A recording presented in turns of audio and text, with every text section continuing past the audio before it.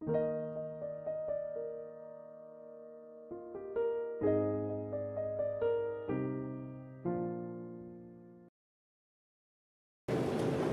abrir nossas Bíblias no livro do profeta Isaías, no capítulo 61. Como já falei aos irmãos no começo, esse episódio lá nos Evangelhos com o nosso Senhor Jesus Cristo é esse momento em que o Senhor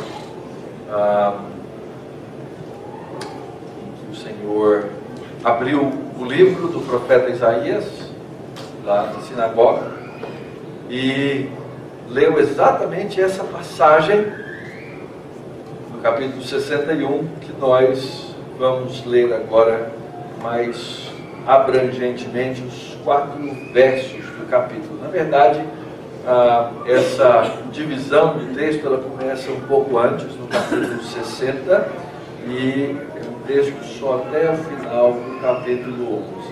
Né?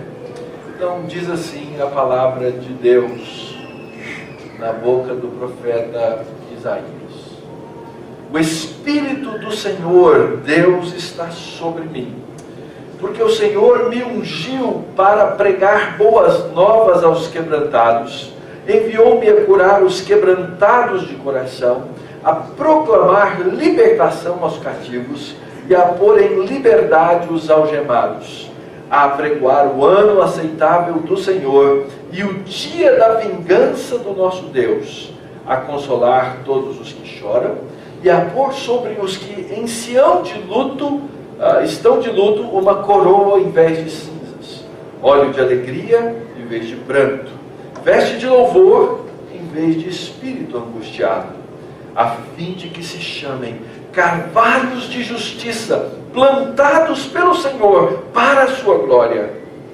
Edificarão lugares antigamente assolados, restaurarão os de antes destruídos e renovarão as cidades arruinadas, destruídas de geração em geração. Vamos orar. Pai, nós agora estamos diante da Tua santa palavra. Palavra essa, ó Deus, que o Senhor trouxe pela boca dos Teus profetas, homens tementes a Ti, e que se submeteram à Tua vontade, e que foram, ó Deus, a boca do Senhor para as gerações antigas, e por muitos séculos continuam a ser a boca do Senhor para a Tua igreja, para o Teu povo. E nós rogamos, ó Deus, que dê ao nosso coração a condição de reverentemente nos aproximar da Tua palavra. Nos dê, ó Senhor, a condição fomentada, trabalhada pelo Teu Espírito Santo da mente, para que entendamos a Tua palavra e que ela fale ao nosso coração, que ela fale à nossa vida, que ela seja para nós verdadeira palavra de vida na iluminação do Teu Espírito Santo. Guarda-nos na Tua presença, que as palavras dos meus lábios e o meditar do meu coração sejam agradáveis na Tua presença, Senhor meu, rocha minha, Redentor meu. Amém. Nós temos trabalhado nas mensagens, ou em vários capítulos da mensagem do profeta Isaías. Trabalhamos os cânticos do servo. E vimos que o livro do profeta Isaías se divide em 3 grandes partes. A primeira parte, o julgamento do povo de Deus e das nações. Depois, a restauração do povo de Deus, onde nós estudamos vários dos cânticos dos servos. E agora, o futuro do povo de Deus. E esse capítulo 61 fala-nos exatamente do futuro. Não só daquele povo que estava lá naquele momento, 700 anos antes de Cristo, mas o futuro de todo o povo de Deus, desde então até a consumação dos séculos. Como é que Deus trata, como é que Deus trabalha esse povo para ser o seu povo aqui nesse mundo? Como é que Deus trabalha esse povo para transmitir a sua mensagem, para transmitir a sua palavra? Como é que Deus nos trata hoje, diante de si mesmo, para que nós possamos cumprir a nossa função, o nosso papel diante do Senhor. Nós vimos que a maneira com que o nosso Deus bondoso faz essas coisas é exatamente, em primeiro lugar, trabalhando o nosso coração. Lembra de Isaías 40? Falai ao coração do meu povo. Eu posso estar falando aqui e você pode, nesse momento, ter várias atitudes. A primeira delas, eu diria, às vezes a mais comum que a gente acha nas pessoas, é aquela famosa atitude do entrou por aqui, sai por aqui. É muito fácil você assentar-se no banco de qualquer igreja, inclusive dessa, e deixar com que as coisas entrem de um lado e saiam do outro, aquilo não faz diferença nenhuma na sua vida. Outra maneira é você sentar-se para ouvir a palavra de Deus com ceticismo. Você ouve, você absorve essas coisas e você só deixa isso trabalhar a sua mente, mas não deixa com que isso de fato afete a sua vida. Aliás, é uma atitude meio que de rejeição da palavra de Deus. Esse negócio aí que esse pastor está falando, eu não sei não, eu quero deixar isso de lado da minha vida, eu quero continuar do jeito que eu estou. Mas a outra maneira, que é a maneira com que Deus fala, é a maneira com que Deus chega na gente, é falando ao coração. Essa foi a mensagem lá no capítulo 40. Deus falou ao coração do seu povo. Deus levantou o profeta para falar, para mostrar a mensagem desse que é chamado o servo do Senhor.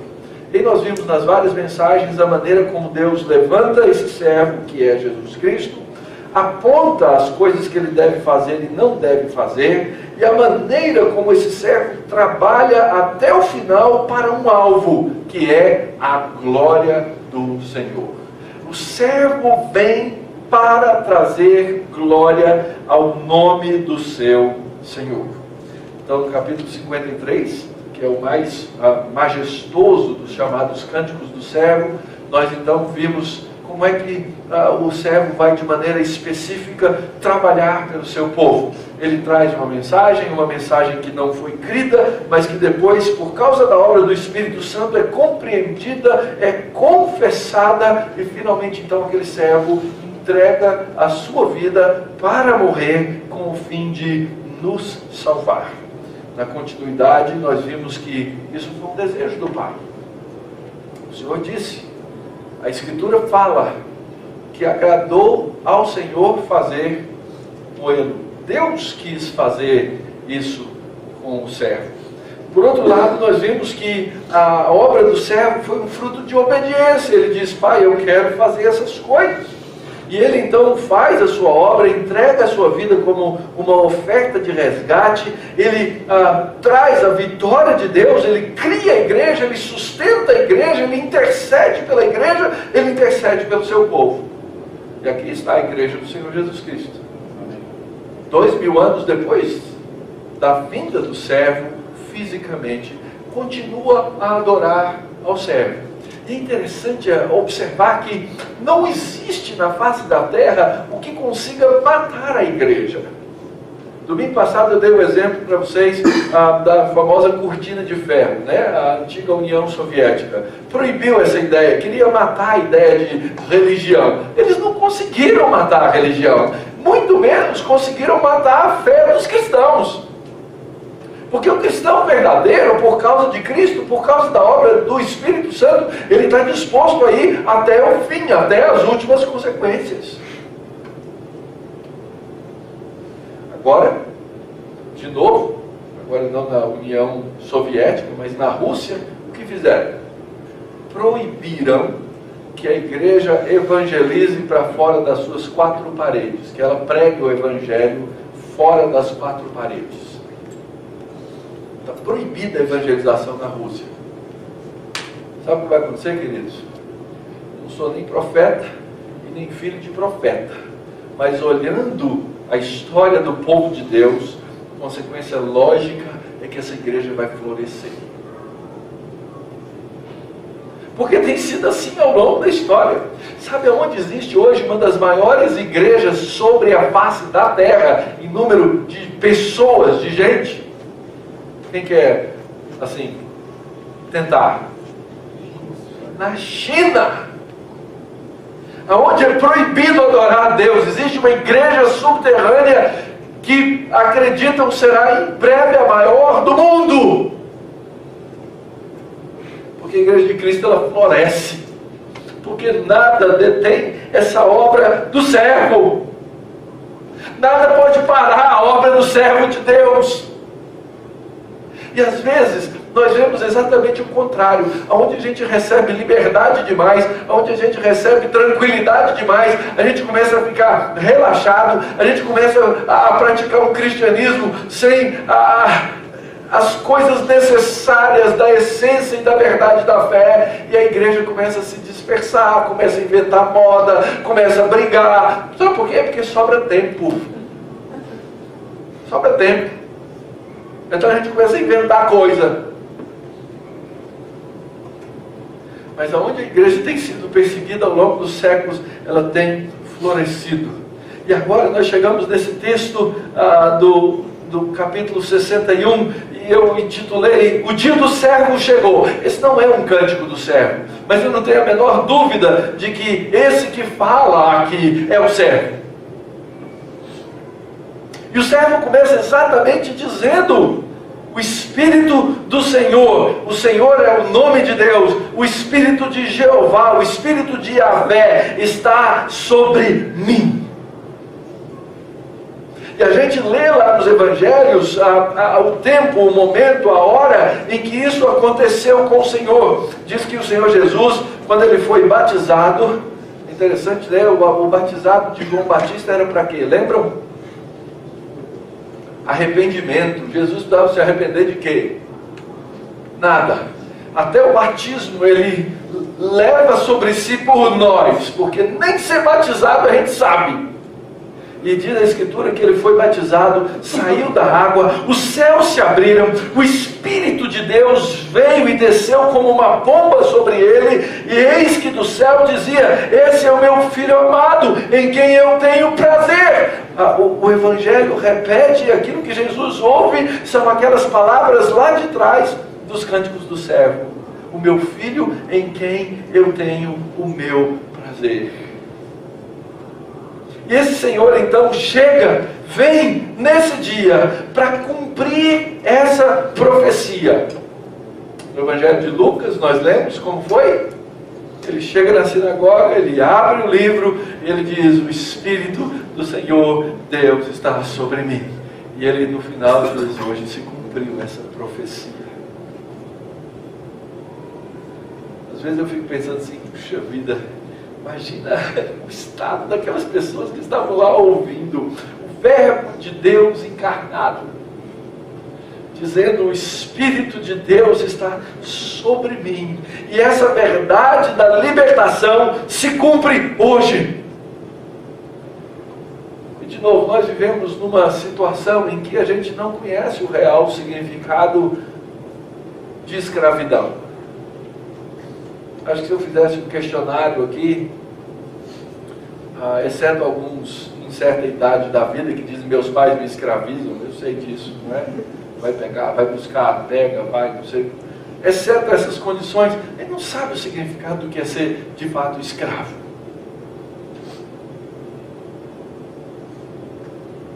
Mas aquele povo vivia num tempo em que não conheciam a liberdade verdadeira. E mais do que isso, queridos, o que eu vou tentar mostrar para vocês hoje nesse texto aqui é que, apesar de nós acharmos, porque não vivemos numa escravidão física, acharmos que nós somos livres, o fato é que nós vivemos numa escravidão espiritual.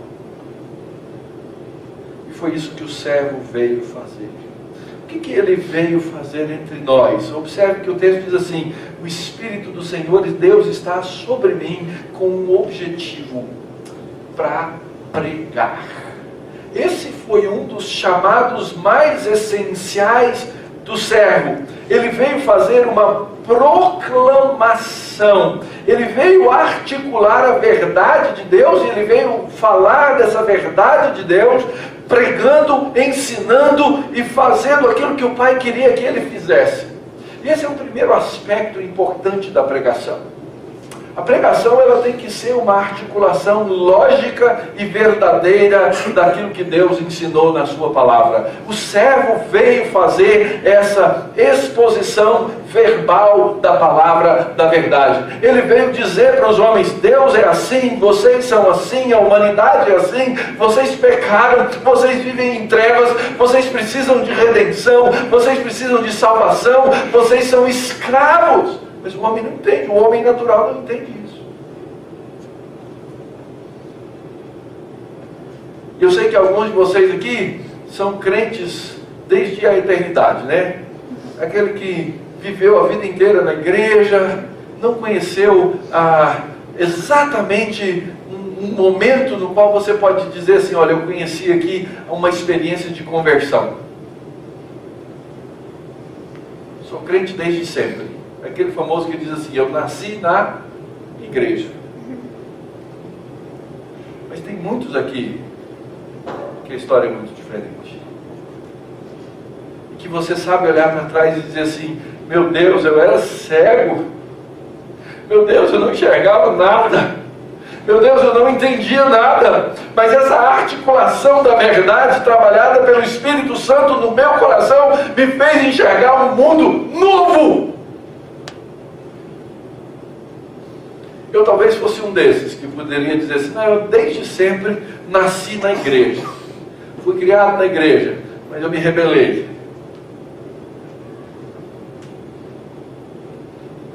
Mesmo indo à igreja, viu gente? Eu nunca deixei de ir à igreja. Nunca parei de ir à igreja. Mas isso não é absolutamente sinal de que eu vivi uma vida cristã de verdade. E essa é uma coisa que nós temos que ter. Às vezes eu falo com os meninos, os meus filhos, né? E eu falava com eles: meu filho, quando você for procurar um cônjuge, um namorado, lembre-se que você deve buscar alguém que é crente. A Bíblia ensina assim. E às vezes eles voltavam com alguma coisa em mente para casa e falavam assim: e quem é essa pessoa? Não, ele é da igreja. Eu falei: isso não significa nada. Ser da igreja não significa nada. Tem que ser muito mais do que receber uma membresia na igreja. Não que a membresia não seja importante, séria e necessária. Mas tem que ser alguém que crê de fato, profundamente, que passou a entender a palavra da verdade. Passou a compreender isso. E na minha história de rebeldia, eu tenho isso lúcido, claro na minha vida. Começou com uma oração. Eu entrei dentro de um ônibus, sentei na poltrona 1 do ônibus para andar 2.000 quilômetros. Eu fiz uma oração diante de Deus. Falei: Deus, a partir de hoje minha vida é diferente. E quando eu desci 2.000 quilômetros depois daquele ônibus, minha vida era diferente, meu interesse era diferente. Eu queria ler a Bíblia, eu queria participar com o povo de Deus, eu queria estar junto com o povo de Deus. As pessoas olhavam para mim e falavam assim: Mauro, o que aconteceu? Meus colegas de faculdade olhavam para mim e falavam assim: você está estranho. Não é o que saiu daqui antes das férias. Porque Deus altera a nossa compreensão por meio da pregação. Eu tinha ouvido tantas vezes essa articulação da verdade, até que um dia ela fez sentido para mim. E essa articulação da verdade, essa pregação da verdade, ela se traduz naquilo que eu estou chamando aqui de atos da verdade. Então eu passo agora a falar dessa verdade, e essa verdade começa a se traduzir nas minhas ações intencionais de expor a verdade. Pode saber que eu não me aproximo de você com inocência.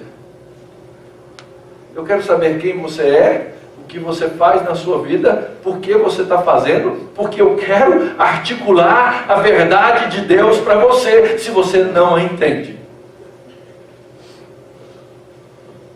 Porque esse é o chamado do crente, esse é o chamado do cristão. Só que isso acontece com atos. Isso acontece com uma vida vivida dessa maneira, que nós procuramos intencionalmente traduzir em ações que são cheias da graça de Cristo. É por isso que coisa feia não combina com a boca do crente. Coisa feia não combina com a mente do crente. Porque nós queremos falar das coisas que são da graça de Deus. Sejam as ações mais complexas ou as mais simples. Seja o meu sorriso para um irmão. Seja o meu abraço para um irmão. Seja o consolo que eu vou dar para um irmão. Eu preciso aprender a transmitir graça, porque o Senhor fazia isso.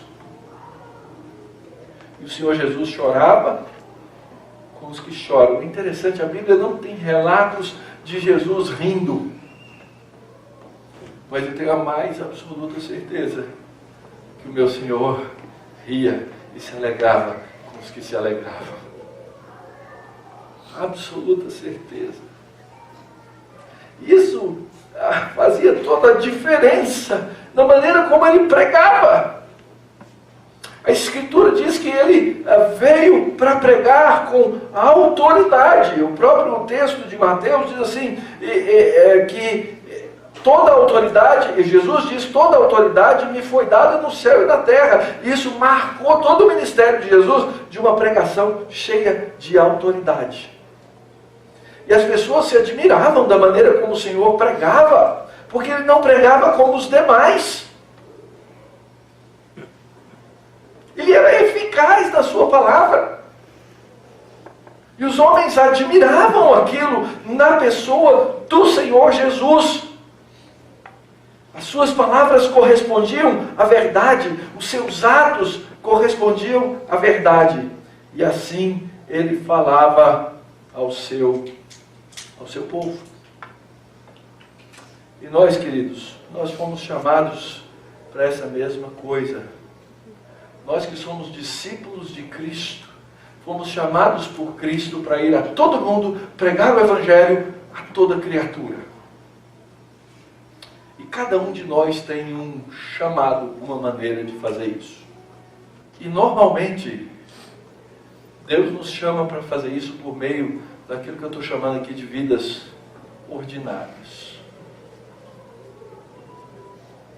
Deus chama as pessoas para cumprir os mais diversos ministérios na sua vida.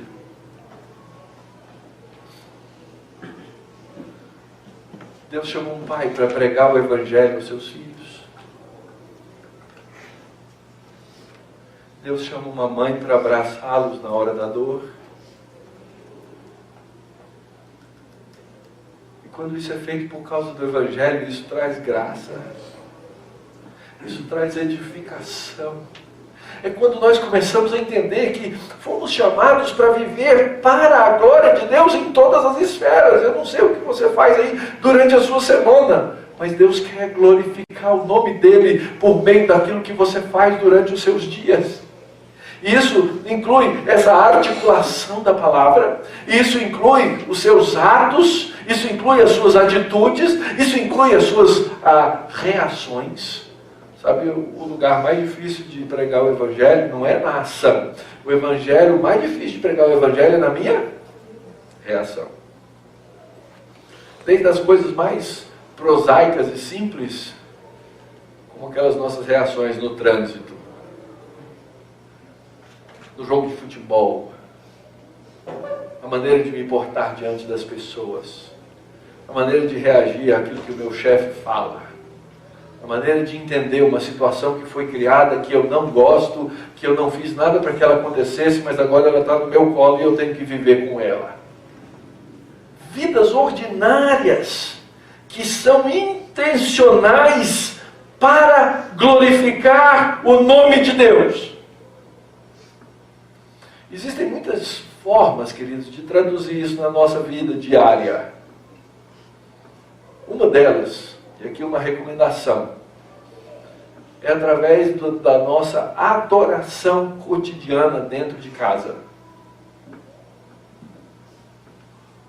A nossa adoração cotidiana, na relação de marido e esposa, abrindo a Bíblia, lendo, buscando entender, orando.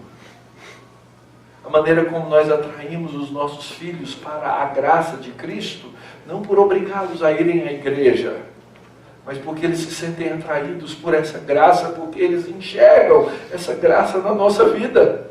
Não só na nossa vida dentro de casa, mas a maneira como isso se traduz aqui, entre nós. Eu tenho repetido isso à exaustão. Igreja é uma comunidade de relacionamentos improváveis. De gente estranha que foi unida e colocada junto, porque agora, de repente, se tornam irmãos por causa de Cristo. Não é uma comunidade de interesses comuns, mas é uma comunidade de adoração comum. O que nos une é Cristo. A nossa adoração é a Cristo. E isso, na nossa vida ordinária, no nosso culto ordinário, domingo após domingo, nós vamos traduzindo essa glória de Deus para as pessoas. Mas diz que a pregação de Cristo era cheia de autoridade. E essa autoridade agora, ela também é uma autoridade do povo de Deus. A pregação de Cristo era cheia de autoridade, porque o Senhor Jesus Cristo tinha uma autoridade que lhe foi dada pelo Espírito Santo. Isso é confirmado para o povo de Deus, isso é confirmado para nós. Deus dá ao seu povo condição e autoridade de falar no nome dEle. A grande questão é a seguinte: certifique-se de que você está falando no nome dEle. Nenhum de nós aqui está isento, digamos assim, de falar uma bobagem. E essa bobagem não pode ser falada no nome dEle. Mas nós temos que entender que o Espírito Santo age no seu povo, nos faz voltar à palavra para que nós possamos pregar o Evangelho. E a minha oração é essa. É que as minhas palavras, vocês já viram que eu repito isso no finalzinho do Salmo 19, toda vez que eu vou pregar. Que as palavras dos meus lábios e o meditar do meu coração sejam agradáveis na tua presença. Porque eu não quero falar aqui de mim. Agora, vocês podem ter certeza, eu gastei algumas horas estudando o que eu estou dizendo aqui. E eu não estou dizendo que aquilo que o pastor fala não contém erros. Longe disso. Longe disso. Mas nós precisamos estar submissos à autoridade do Espírito Santo de Deus.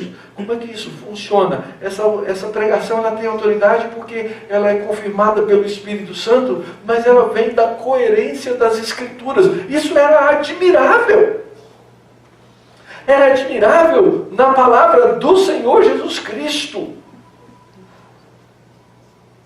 De novo, o Evangelho de Marcos, no capítulo 1, fala exatamente isso. Diz que eles se maravilhavam da sua doutrina, porque ensinava como quem tem autoridade e não como os escribas. E no final do Sermão do Monte, quando ele termina de expor aqueles 3 capítulos que temos ali no Evangelho de Mateus, no capítulo 7, o texto diz assim: e quando Jesus acabou de proferir essas palavras, estavam as multidões maravilhadas da sua doutrina. A verdade estava ali embutida de tal maneira que se qualquer coisa fosse tirada, as peças cairiam. E o texto diz, porque ele as ensinava como quem tem autoridade. Queridos, nós temos essa obrigação de pregar assim também. Isso não é uma obrigação do pastor. Eu acredito que o pastor tem que modelar essas coisas.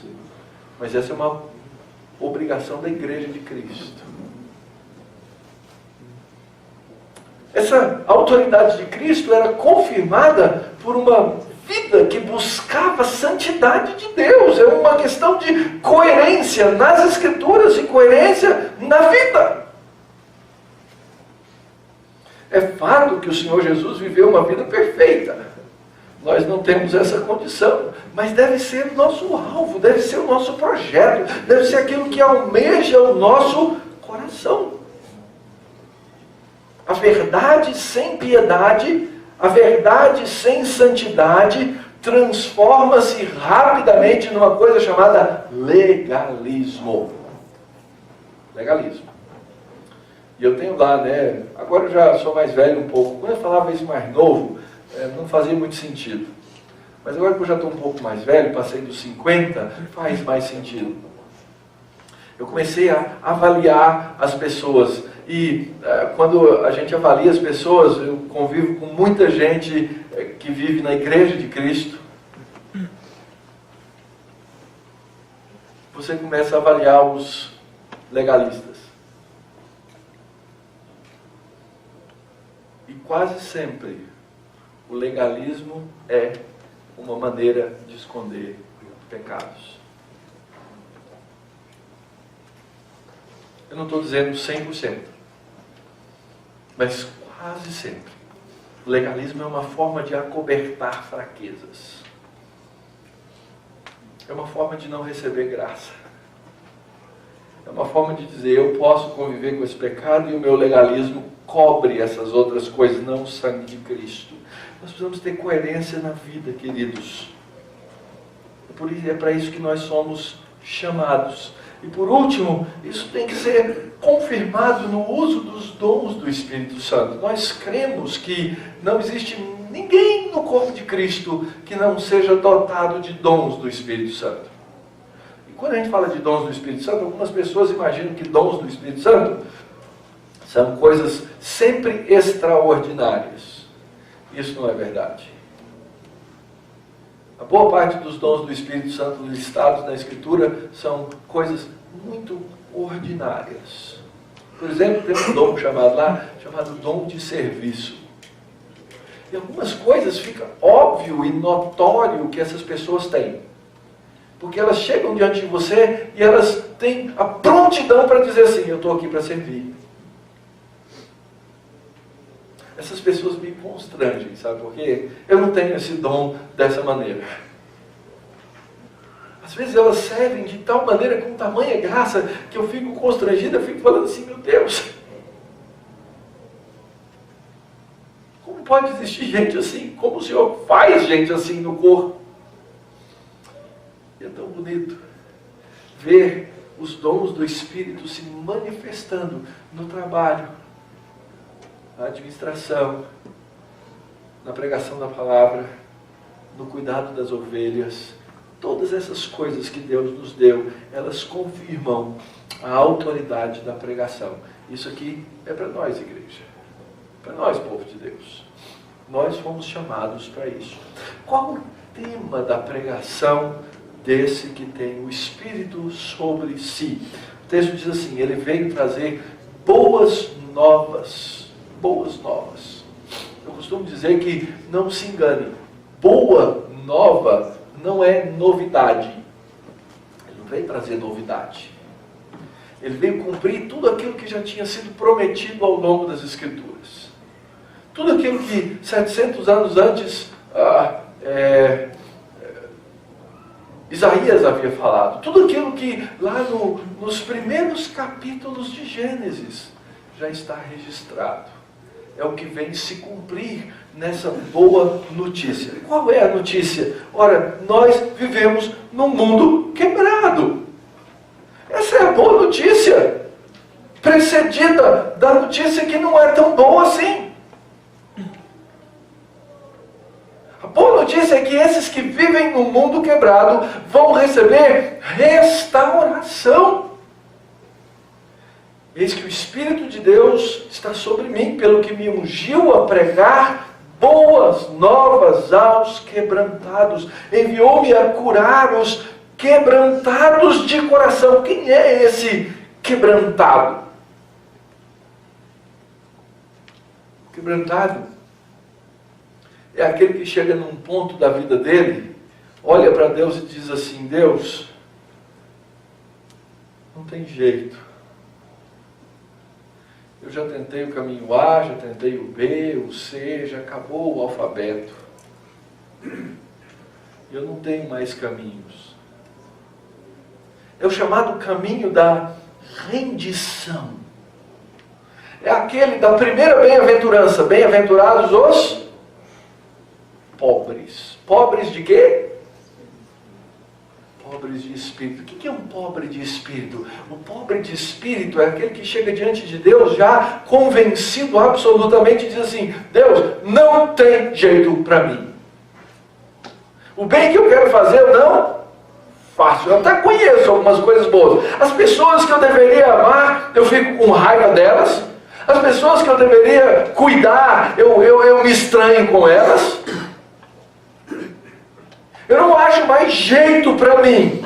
Então, nesse estado de pobreza espiritual, da mais absoluta miséria, o homem chega diante de Deus e diz assim: Senhor, eu não tenho nada para te dar. Nada. Porque nem a minha vida me pertence. Então, se eu não tenho nada para te dar, eu só posso chegar diante do Senhor e receber. E a promessa da Escritura qual é? Os pobres de espírito vão herdar o quê? O reino. Eles recebem as coisas de Deus. E aquelas bem-aventuranças, elas são uma sequência inteira, completa. Nós herdamos a própria terra. Isaías 66, lá no finzinho do livro, diz assim: porque a minha mão fez todas essas coisas, e todas vieram a existir, diz o Senhor, mas o homem para quem olharei é esse, o aflito e o abatido de espírito, e que treme da minha palavra. Olha que expressão tremenda, aquele que treme da minha palavra. Aquele que ouve a palavra de Deus com verdadeira fé e diz: Senhor, eu me rendo, eu me entrego, eu não tenho nada para dar. Essas são as boas novas que foram trazidas pelo servo de Deus, que recebeu o Espírito de Deus. O quebrantado é aquele que está aflito por causa do seu pecado. E eu acredito que existem dois tipos de quebrantados: aquele que nunca conheceu a graça e que chega no seu absoluto estado de miséria diante de Deus e diz assim: Senhor, eu me rendo. E eu acho que existe crente que precisa ser quebrantado. É aquele crente que se afasta, aquele crente que vai para longe, é aquele crente que cai no pecado e não sabe voltar para Deus, é aquele que é dominado pela fraqueza da sua carne, é aquele que cai em situações que destroem a sua vida com Deus, a sua comunhão com o corpo de Cristo, e esse crente ele vive de maneira quebrada. E ele de novo precisa de restauração. E Deus tem me dado a alegria e o privilégio de ver Deus trabalhar a vida de muitos de vocês, remendando aquilo que nenhum homem é capaz de remendar, curando aquilo que ninguém é capaz de curar, porque Deus olha para os quebrantados e os cura. E é assim que existe a igreja, queridos. Se você é novo na igreja, deixa eu dizer para vocês, isso aqui é uma comunidade de pecadores resgatados pelo Senhor Jesus Cristo. Não é uma comunidade de perfeitos, é uma comunidade chamada Comunidade dos Santos, porque nós fomos justificados pelo Senhor Jesus Cristo. Eu já vi muito crente entrar na igreja, um crente novo, ele entra com uma ilusão. Nossa, eu vou achar aqui uma comunidade de gente perfeita. Começar daquele cara que fica lá na frente falando, tal do pastor. Esse cara deve ser assim. Né? Quando ele anda sobre as águas, não é verdade? Olha só, fala para ele anda. As pessoas têm essa ilusão.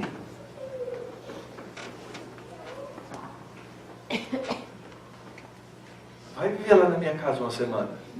Só.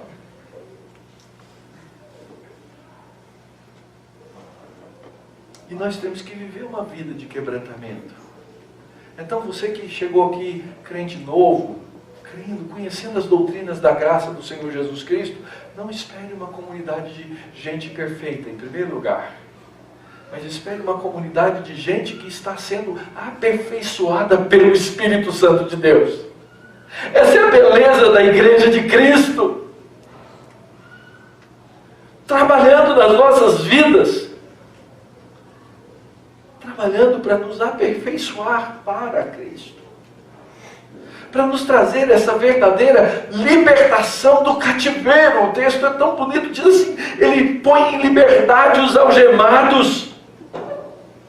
Ele prega esse ano aceitável do Senhor. Isso tem uma história inteira na Bíblia, o chamado Ano da Libertação. O Ano da Libertação.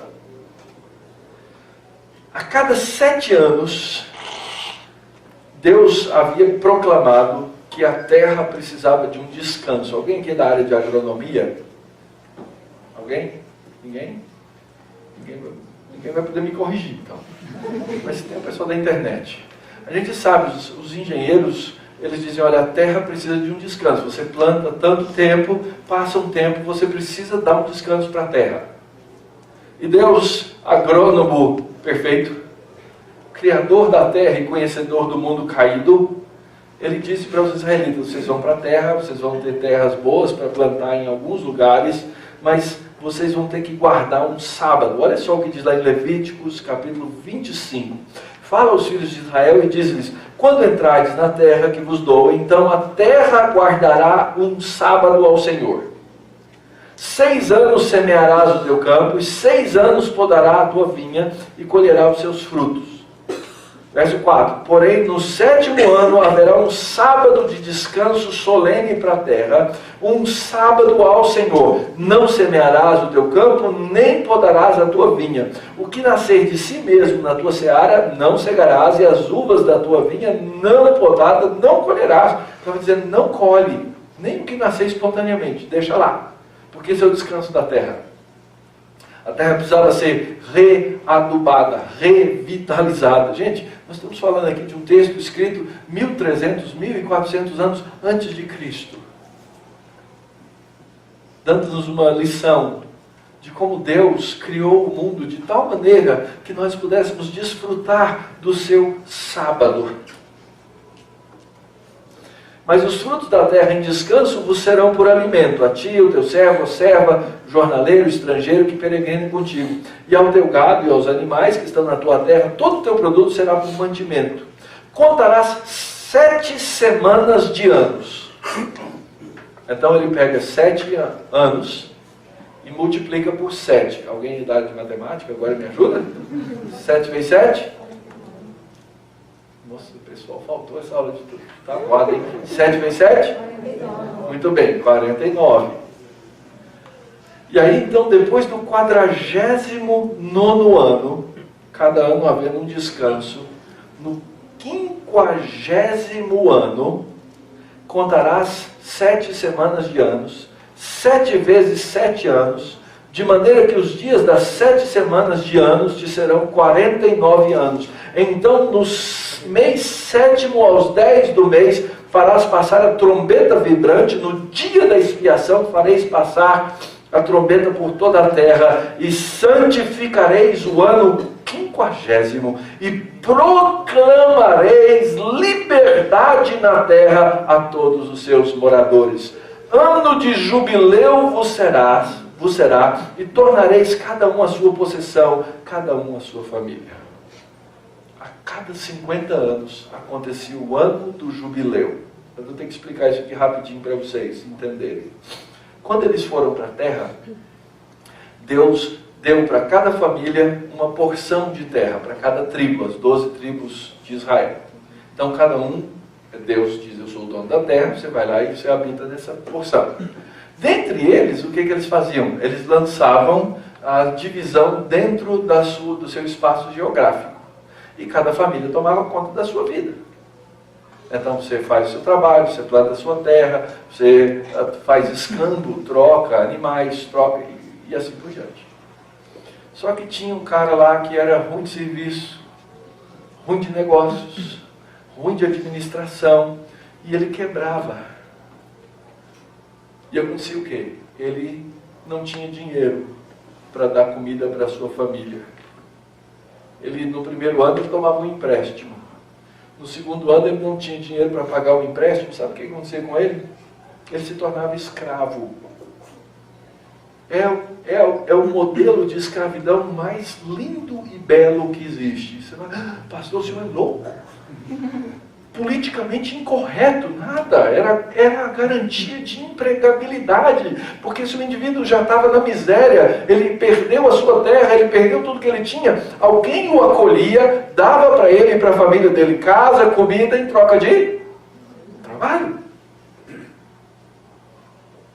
Só que aquilo poderia, o cara mais esperto, ele administrava melhor, ele concorria melhor no mercado, e ele, de repente, ele começava a ter muita terra, muita terra, muita terra, muita terra. E a tendência desse é começar a abusar do outro. Então, quando dava o ano 50º, o ano do jubileu, não interessa quando tivesse começado a sua dívida, a terra voltava para o dono original. E aqueles que tinham se tornado escravos, agora se tornavam livres. Proclamar libertação aos cativos. Pôr em liberdade os algemados, aqueles que eram de várias formas oprimidos, mas também apregoar o ano aceitável do Senhor. Esse é o ano aceitável do Senhor. É esse Shabat de descanso, aonde agora o Senhor dá libertação ao seu povo. Gente, a maneira como Deus estruturou a vida do povo de Israel, se eles a tivessem obedecido, lhes traria grande prosperidade. Mas é óbvio, eles não obedeceram. E no dia da expiação, começava o ano do jubileu. Deixa eu explicar para vocês rapidinho. Eu expliquei domingo passado, acho, o dia da expiação. Era o dia em que eles entravam pegavam 2 animais. Um animal era solto no deserto, ele levava embora simbolicamente o pecado. E outro era degolado, era morto, e o sangue era derramado, e esse sangue derramado significava, representava que os pecados haviam sido cobertos pelo sangue e finalmente perdoados pelo Senhor.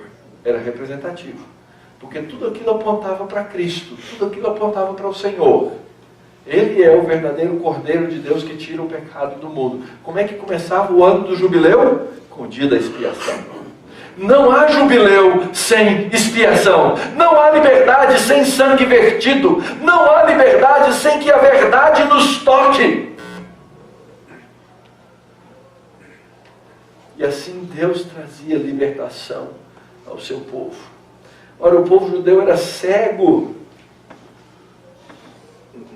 Eles não entendiam que precisavam dessa libertação dessa maneira. Aliás, o Senhor Jesus, conversando com eles, lá em Romanos 8,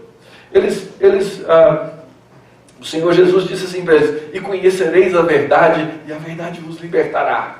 E os judeus ficaram ofendidos. Eles viraram para Jesus e falaram assim: como? Que nós não somos escravos de ninguém. Nós somos da descendência de Abraão. Jamais fomos escravos de ninguém. Loucos! Eles haviam sido escravos dos egípcios, eles haviam sido escravos dos babilônios, e agora eles eram escravos dos romanos. E eles diziam: o escravo cego. Não, eu não sou escravo de ninguém.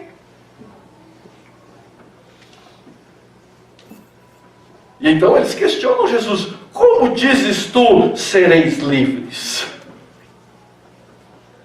E Jesus responde, João 8,34. Replicou-lhes Jesus: em verdade vos digo, todo o que comete pecado é escravo do pecado. Então, tem essa má notícia para dar para você. Porque eu sei que você comete pecados. Mas eu tenho uma boa notícia para você. Existe alguém que nos liberta do poder e da escravidão do pecado.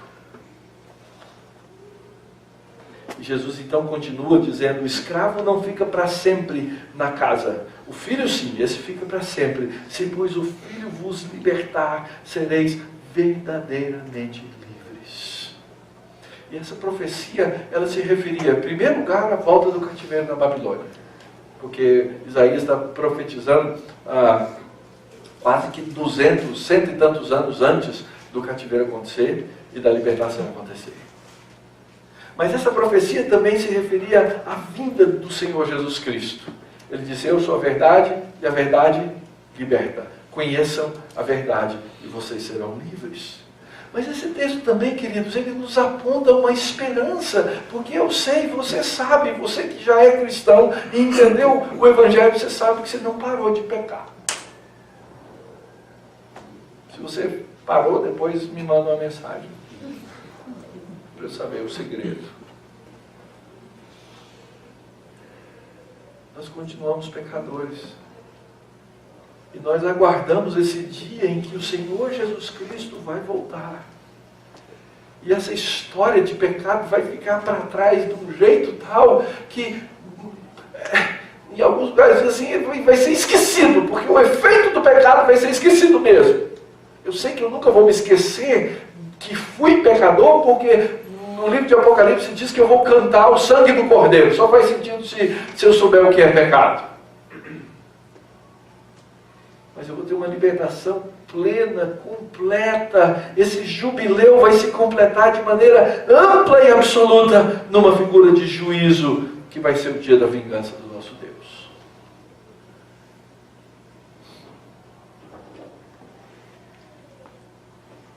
Há juízo, queridos. E aqueles que não crerem, aqueles que não se arrependerem, vão passar pelo dia da vingança de Deus. O servo, ele foi chamado para pregoar a liberdade, para que houvesse restauração da visão aos cegos, para que as algemas fossem soltas, para que houvesse verdadeira liberdade daqueles que estavam presos em muitas coisas. Mas há uma esperança.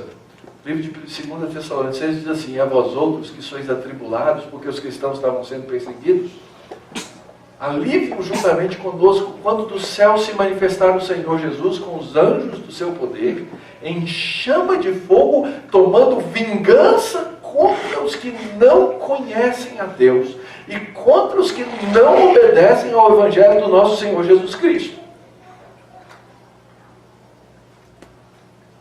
Deus vai trazer a sua vingança. Estes sofrerão penalidade de eterna destruição, banidos da face do Senhor e da glória do seu poder. Vocês já prestaram, já que eu falei da oração que eu faço sempre antes do sermão, já prestaram atenção na bênção, que é chamada a bênção arônica, que diz assim: e que faça o Senhor resplandecer o seu rosto sobre vós. Sabe o que é o contrário disso? É isso aqui, ó.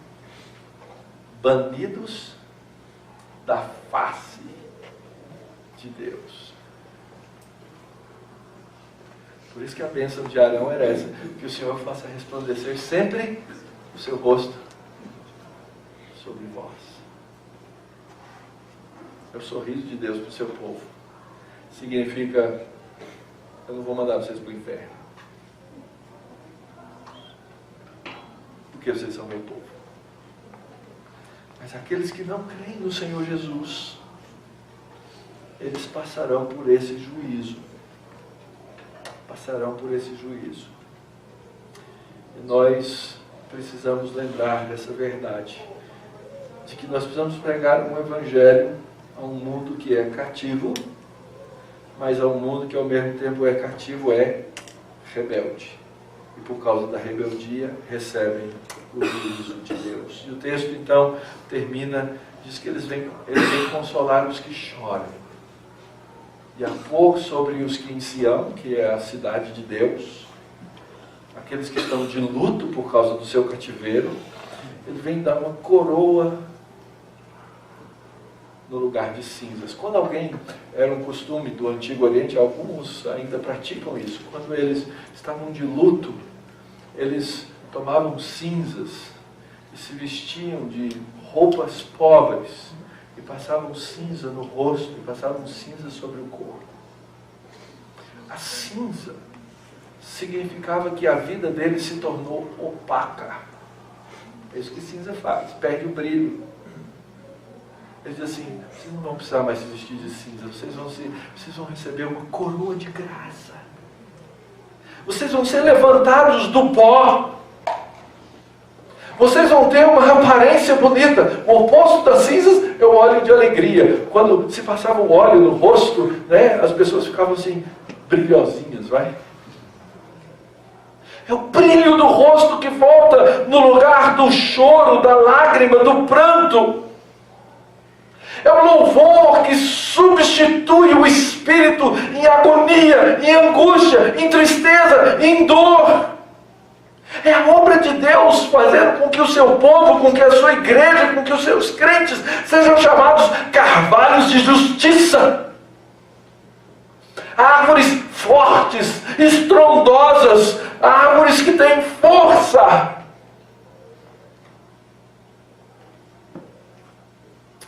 Plantada junto a ribeiros de águas, como lá no Salmo 1. E são plantadas pelo Senhor.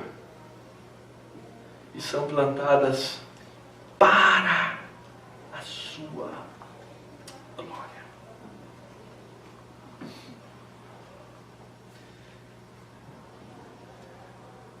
Dia 13 de maio de 1888.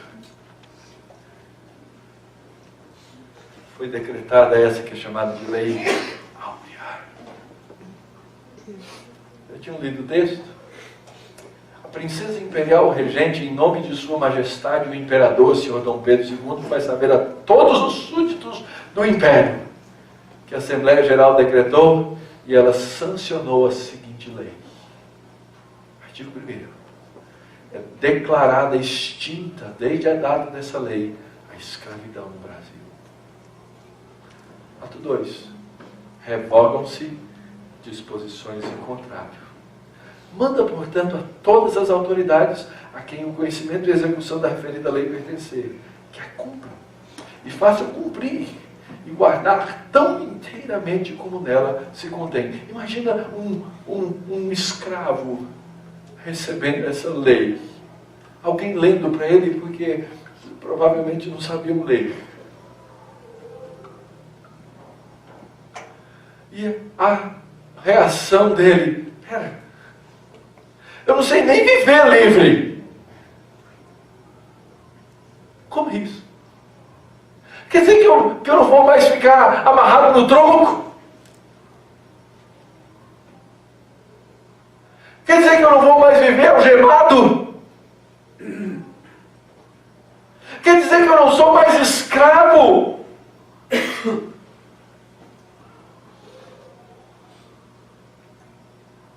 Pensa que o ano do jubileu do cristão é a nossa lei áurea.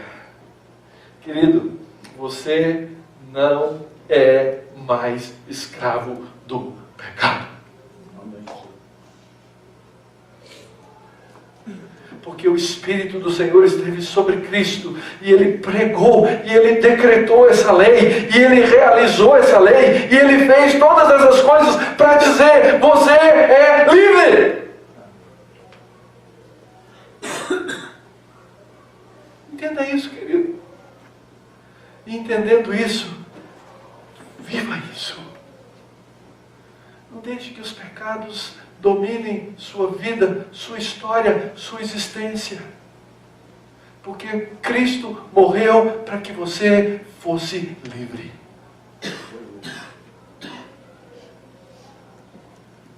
O Senhor decretou liberdade. Para você que é crente, suprimiu o juízo. Foi para a liberdade que Ele vos libertou. Essa é a mensagem do ano aceitável do Senhor. Essas coisas que Deus vem fazendo ao longo do tempo e ao longo da história, e que no decorrer dos anos Ele trabalha, e Ele faz acontecer, e Ele nos ensina a esperar esse tempo de ver a glória dEle encher todas as coisas. Você que está aqui hoje de manhã, que que é crente. Você não espera por isso, não? Eu espero pelo dia em que o pecado vai ser uma parte tão remota para trás da minha história, que eu falo assim, eu não enxergo mais nada disso. Esse é o dia em que a glória de Deus inunda o mundo, como as águas cobrem